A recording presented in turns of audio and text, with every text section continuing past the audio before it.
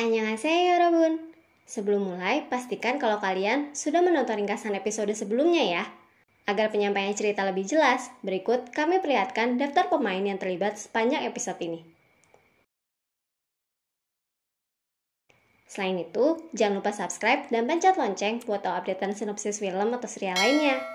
Like dan komennya juga jangan lupa. Yuk, tanpa lama-lama, kita mulai. Sijak!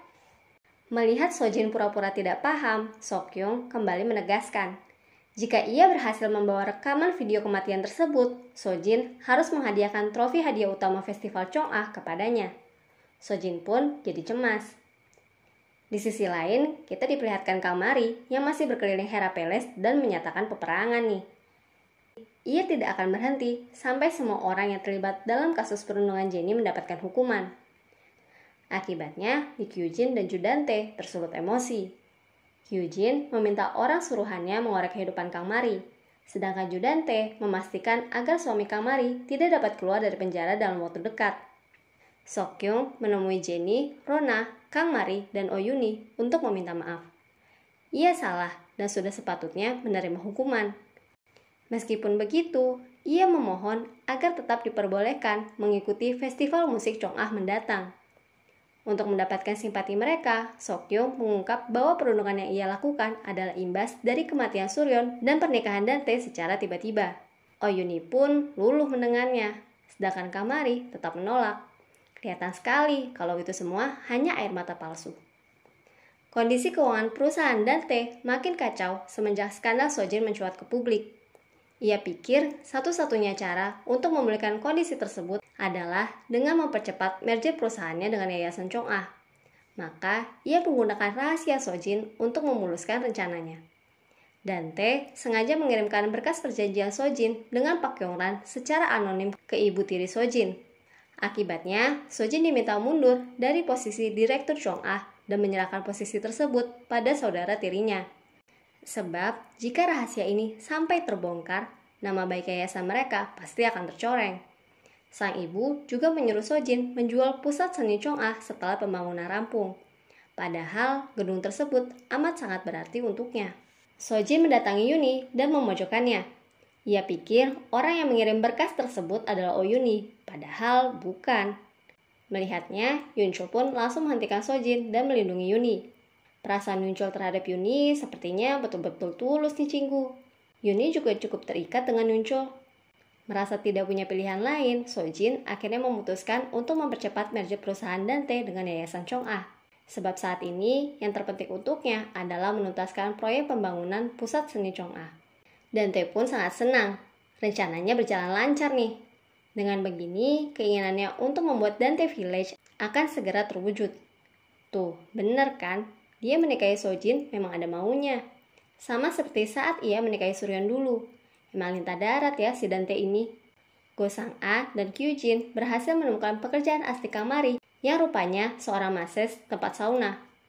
Mereka pun mengancam akan memberitahu rahasia tersebut pada Jenny, agar Jenny merasa malu. Untungnya, sebelum Jenny menemukan foto-foto tersebut, Yoonhee sudah lebih dulu mengambilnya. Ia juga mendapat kabar bahwa suaminya terlibat perkelahian di dalam sel penjara, sehingga kemungkinan suami Mari tidak akan bisa bebas sesuai jadwal. Padahal suaminya ini terkenal sebagai tahanan yang baik. Mari pun menduga bahwa hal ini berhubungan dengan Dante. Yoonhee yang kini berteman baik dengan Mari akhirnya memberikan saran.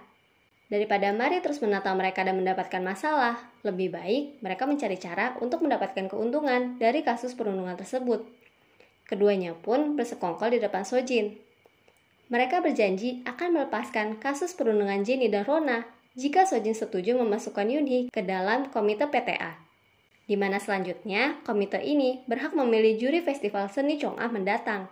Hal ini mereka lakukan agar keputusan hasil perlombaan adil dan tidak dapat dicurangi. Dengan berat hati, Sojin pun akhirnya sepakat.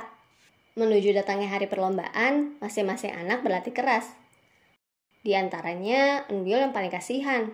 Sojin berambisi sekali nih melatihnya. Ia kan tidak bisa ikut andil dalam keputusan perlombaan. Jadi, Eunbyul harus menang dengan jerih payahnya sendiri. Sojin mau memastikan kalau Eunbyul tidak akan kalah dari anak-anak lain, apalagi dari Rona. Akibatnya, Eunbyul jadi tertekan dan gugup sepanjang waktu. Ia pun mengandalkan obat penenang yang Jin Bunho berikan untuk mengatasinya. Sehari sebelum perlombaan, prosesi merger perusahaan Jeking dan Yayasan Chong'ah dilangsungkan. Dante masih terlihat sangat girang, sedangkan Sojin tampak tidak antusias. Ia hanya terus memikirkan pusat seni Chong'ah. Hari festival musik Chong'ah tiba. Rona naik ke atas panggung dengan percaya diri sampai iringan musik yang berbunyi membuatnya terkejut. Nada dasarnya berubah lebih tinggi, berbeda dari saat ia latihan kemarin. Untungnya sih, Rona tetap bisa handle dan penampilannya tetap berjalan baik. Begitu selesai, Rona mencari sang pianis untuk membahas masalah tadi. Namun yang ia dapati malah kenyataan pahit. Rupanya, pianisnya disuap oleh Yunchol untuk menggagalkan penampilannya. Rona kecewa sekali. Baru juga merasa nyaman dengan Yunchol, dia malah dikhianati. Saat Eunbyul naik ke atas panggung, giliran Yun ini yang terkejut. Kalung safir yang ia temukan di jas Yunchol ternyata adalah untuk Eunbyul, bukan untuk Rona. Ia pun turut kecewa. Sayangnya penampilan Eunbyul tidak berjalan mulus. Suara dan tangan Eunbyul terus bergetar sepanjang penampilan akibat cemas berlebih. Rona izin pergi ke toilet saat para juri berunding. Eunbyul pun mengikuti. Tapi ia malah dihadapkan dengan pemandangan yang membuatnya gerah. Sokun sedang menunjukkan perhatiannya yang manis terhadap Rona. Eunbyul pun jadi kesal. Di sisi lain, Sokyung berhasil mengambil handphone Eunbyul dan membawanya pada Sojin sebagai barang bukti. Ia pun kaget sekali. Artinya, selama ini Eunbyul tahu perbuatan kejinya pada sang kakek. Sokyung pun kembali menegaskan bahwa Sojin harus memberikan trofi kemenangan pada Sokyung jika mau rahasianya tetap aman. Hal ini tentunya membuat Sojin cemas dan ragu saat harus mengumumkan nama pemenang di atas panggung. Bersamaan dengan itu, kita diperlihatkan perbincangan Eunbyul dan Rona. Ucapan Eunbyul bahwa Rona tidak akan mungkin menang menyulut emosinya, mengingatkannya akan kisah sang ibu dan Sojin di masa lalu. Rona pun menceritakannya pada Eunbyul bahwa dulu Sojin memenangkan trofi festival Chong'ah dengan cara curang, sama seperti apa yang barusan coba Eunbyul lakukan terhadapnya. Rona yakin Eunbyul pasti meminta Yunchol menyuap pianisnya agar ia kalah. Nyatanya, sekalipun dicurangi, Yunhee dan Rona terbukti tetap yang terbaik. Karena itulah Eunbyul harus menerima kenyataan. Ia telah kalah dari Rona, sama seperti ibunya kalah dari Yunhee dulu. Rona juga menegaskan bahwa ia harus dan akan memenangi perlombaan ini. Tentunya untuk memenuhi janjinya terhadap Soa, seperti yang kita tahu. Ucapan Rona ini ternyata benar nih Cinggu. Awalnya, Yunchol hanya ingin menyemangati Eunbyul dengan memberikan kalung safir yang ia siapkan tersebut. Tapi Eunbyul malah mengancam Yunchol. Kalau mau hubungannya dengan Eunbyul tetap baik, Yunchol harus membuktikan kesetiaannya dengan menggagalkan penampilan Rona. Yunchol sebenarnya kelihatan tidak tega awalnya, tapi akhirnya ia lakukan juga. Bagaimanapun, ia sayang sekali dengan putri semata wayangnya. Sepertinya keadaan mental Eunbyul makin parah. Ia mengalami halusinasi dan bersikap makin agresif. Ia tidak rela Rona mengambil semua yang ia punya, sehingga ia mengambil trofi Sojin dan mengejar Rona. Rona pun tersudut hingga jatuh dari tangga. Eunbyul menikamnya dengan trofi tersebut dan mendorongnya. Setelah sempat ragu, Sojin akhirnya mengumumkan pemenang trofi utama festival Chong'ah, yaitu Rona. Adegan yang kita saksikan di episode pertama pun terjadi. Penjaga sekolah datang sambil memberitahu bahwa ada siswa yang ditemukan terluka di tangga. Semuanya pun berlarian keluar. Yunhee langsung histeris saat mengenali sosok tersebut adalah putrinya, Rona. Begitupun dengan Sokun. Ia tampak terenyuh.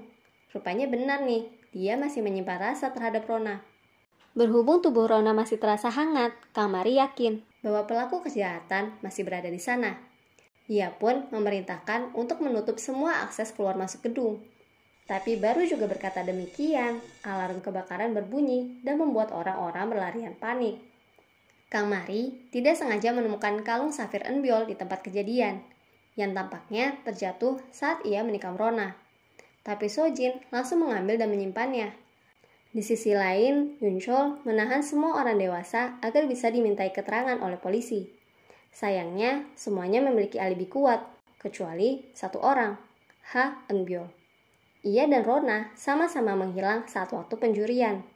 Mendengar opini-opini orang yang menyudutkan Eunbyul, Sojin pun naik pitam, terutama pada Yunchol. Jelas-jelas Eunbyul juga putrinya. Bagaimana mungkin ia menuduh putrinya sebagai pembunuh? Akibat TKP yang rusak, polisi hanya mampu menspekulasi kalau senjata pelaku adalah trofi Festival Chong'ah. Itu pun mereka belum bisa menemukan keberadaannya.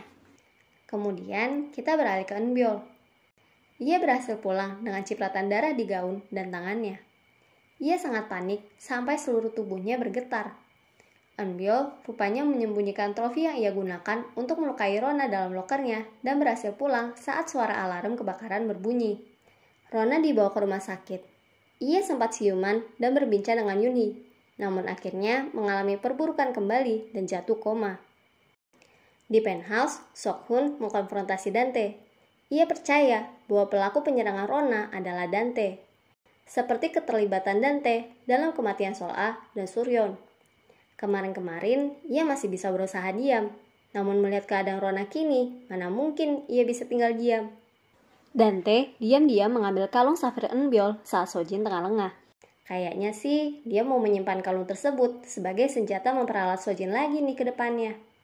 Di rumah, kecurigaan Sojin makin memuncak setelah Bunhong berkata bahwa ia tidak bisa menemukan gaun Eunbyul. Sojin pun diam-diam mengikuti Eunbyul yang keluar pagi buta untuk membuang gaunnya. Di sana, Eunbyul akhirnya berkata jujur. Dia memang mendorong dan melukai Rona, tapi dia tidak berencana sampai membunuhnya. Ia pun menyuruh Eunbyul untuk tetap diam dan berpura-pura tidak tahu. Ia berjanji akan melindungi Eunbyul bagaimanapun caranya. Scene berganti memperlihatkan kedatangan Logan ke Korea. Tampaknya ia datang setelah mendengar kabar Rona yang kini koma. Jin Bunhong kemudian melaporkan gelagat aneh Eunbyul dan Sojin sejak kemarin. Untuk menyingkirkan barang bukti, Sojin membakar gaun Eunbyul dan pergi mencari trofi Chong'ah yang Eunbyul sembunyikan. Namun tiba-tiba saja Yoonhee dan Mari muncul. Mereka pun curiga kalau Sojin menyembunyikan sesuatu di dalam loker dan membukanya satu persatu. Anehnya, saat membuka loker Eunbyul, trofi tersebut tidak ada. Justru trofi tersebut ditemukan di loker milik Seokyeong. Yoonhee dan Mari pun langsung bergegas melaporkan Seokyeong ke pihak berwenang. Yang mengejutkan, Yunchol juga ternyata ada di sana. Eunbyul sudah lebih dulu menghubungi Yunchol dan memintanya mengurus trofi tersebut. Dia pula lah yang membedakan trofi Chong'ah pada loker Seokyeong. Yunchol kelihatan sangat cemas dan terpukul. Ia berulang kali bertanya apa betul Eunbyul pelakunya pada Sojin. Sojin pun terus menekankan bahwa ia adalah ayah Eunbyul. Mereka harus bekerja sama melindunginya. Sebenarnya di sini kelihatan sekali sih kalau Yunchol itu memang tulus terhadap Yoonhee dan Rona. Tapi di satu sisi, dia tidak bisa meninggalkan Eunbyul. Seokyeong ditangkap polisi. Namun, ia berhasil lepas dari tuduhan setelah sidik jarinya tidak ditemukan pada trofi tersebut. Sokun juga datang sambil memperlihatkan foto yang ramai-ramai mereka ambil sebelum pengumuman pemenang. Sehingga Seokyeong mempunyai alibi yang kuat. Dari foto tersebut, akhirnya Yoonhee tahu kalau satu-satunya orang yang juga menghilang saat kejadian adalah Eunbyul. Apalagi saat Mari menceritakan kalung safir yang ia temukan di dekat TKP Rona. Makin curigalah dia. Yoonhee mendatangi Eunbyul dan memaksa Eunbyul mengaku bahwa ia melihat Rona saat kejadian. Ia berusaha membuktikan kecurigaannya dengan meminta Eunbyul memperlihatkan gaun yang ia gunakan saat festival. Sebab kabarnya hanya Eunbyul saja yang belum mengembalikannya. Namun Yoonhee harus menelan ludah saat Sojin berhasil memperlihatkan gaun Eunbyul kepadanya. Rupanya, diam-diam, Sojin meminta seorang desainer butik membuat gaun yang sama persis dalam waktu semalam. Dan hal itu berhasil membungkam Yoonhee. Sojin yang makin khawatir kalau Yoonhee sudah mencurigai Eunbyul menelpon Yunchol dan meminta ia segera bertindak. Mereka harus segera mencari orang untuk disalahkan dan orang tersebut jatuh pada penjaga sekolah mereka. Tapi melihat sang penjaga sekolah disalahkan, Eunbyul dan Sojin malah makin tertekan. Saking tertekannya, Sojin jadi minum-minum. Yunchol pun berusaha menghentikannya, bahwa bagaimanapun juga mereka harus tetap kuat untuk melindungi Eunbyul. Sojin berkata bahwa cara terakhir satu-satunya melindungi Eunbyul adalah dengan mengakhiri hidup Rona. Karena percuma saja kalau sudah ada yang dikambing hitamkan, lalu Rona bangun dan memberitahu siapa pelaku aslinya.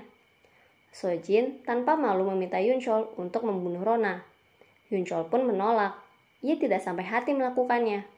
Walau ia masih dipenuhi rasa bimbang antara harus memilih Yuni dan Rona atau melindungi putrinya.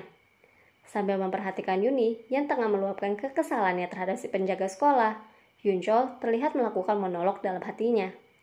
Ia meminta maaf karena ternyata lagi-lagi ia harus mengkhianati Yuni. Dan scene pun langsung berganti memperlihatkan seseorang melepas selang napas Rona. Di hari pemakaman Rona, Yuni berniat melakukan aksi bunuh diri. Untungnya, hal tersebut berhasil Logan gagalkan. Menurutnya, ini bukan waktu yang tepat untuk Yuni bunuh diri. Pelaku asli pembunuhan Rona masih belum tertangkap. Dan saat Yuni tanya siapa yang Logan maksudkan dengan pelaku, dia bilang, Eunbyul. Kini, kita diperlihatkan kedatangan seorang wanita ke dalam penthouse. Seorang wanita yang berperawakan sama persis seperti Suryeon, namun dengan vibe yang berbeda. Wah, jadi makin penasaran aja nih. Kira-kira siapa ya yang membunuh Rona? Karena kalau diperhatikan, saat Eunbyul mendorong Rona, sayap trofi itu tidak ada di kepalanya. Jadi artinya ada orang lain yang menyerang Rona setelah kejadian itu kan? Siapa ya yang menyalakan alarm kebakaran? Lalu, apa benar Rona sudah mati? Mungkin nggak ya kalau ternyata orang yang melepas selang pernapasan Rona adalah Logan, dengan maksud menyelamatkannya sebelum Yunchol dan Sojin bertindak. Terakhir, betul nggak ya kalau itu Suryeon yang asli? Menurut kalian gimana nih, Cinggu? Tulis pendapatmu di kolom komentar ya. Saksikan ringkasan episode selanjutnya. Annyeong!